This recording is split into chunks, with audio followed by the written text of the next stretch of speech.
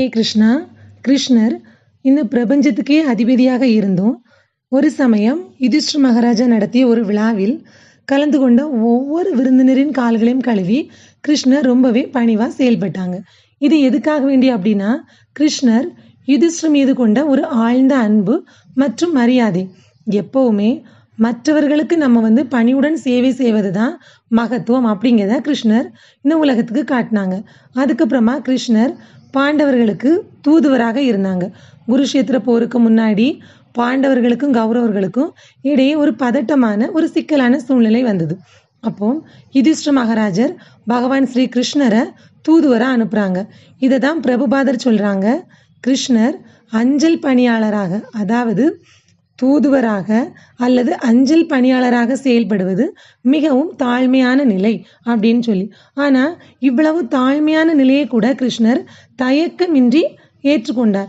என்ன காரணம் அப்படின்னா, தன்னுடைய பக்தர்களிடம் அசைக்க முடியாத அர்ப்பணிப்பை கிருஷ்ணர் காட்டினார்.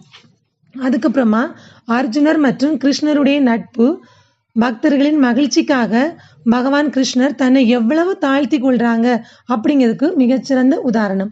கிருஷ்ணரும் அர்ஜுனரும் எப்பவுமே ஒரு நெருங்கிய ஒரு பந்தத்தில் இருந்தாங்க.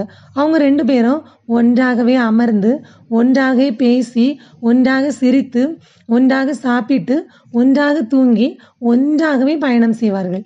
கிருஷ்ணருக்கும் அர்ஜுனருக்கும் உள்ள மிக நெருக்கமான நட்பு சில சமயங்களில் அர்ஜுனருக்கு கிருஷ்ணர் தான் பரமபுருஷர் அப்படிங்கிறதே மறக்கக்கூடிய அளவுக்கு அர்ஜுனருக்கும் கிருஷ்ணருக்கும் இடையே உள்ள நெருக்கம் இருந்துச்சு. இப்போ இந்த கதையிலிருந்து நம்ம என்ன தெரிஞ்சுக்கலாம் அப்படின்னா, கிருஷ்ணருடைய ஆழ்ந்த பணிவும் அன்பும் நமக்கு தெரியுது.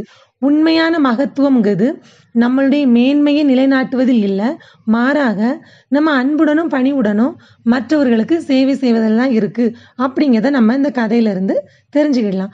அதுக்கப்புறமா கிருஷ்ணர் பரமாத்மாவாக இருந்தாலும் தனது பக்தர்களை பிரியப்படுத்துவதற்கு தன்னை மனமும் தாழ்த்தி கொள்கிறார்கள் அப்படின்னு நம்ம இதுல இருந்து தெரிஞ்சுக்கிடலாம். அப்புறமா, ஓ கிருஷ்ணா, நீ உனது பக்தர்களுக்கு சேவை செய்வது போல் மற்றவர்களுக்கு அன்புடனும் பக்தியுடனும் சேவை செய்ய எனக்கு மனத்தாழ்மையை தாரும். உண்மையான மகத்துவம் தன்னலமற்ற சேவையில் உள்ளது என்பதை நான் எப்போதும் நினைவில் கொள்வேன். மேலும் என் வாழ்க்கையின் எல்லா அம்சங்களிலும் உமது முன்மாதிரியை பின்பற்ற முயற்சிப்பேன். ஹரே கிருஷ்ணா.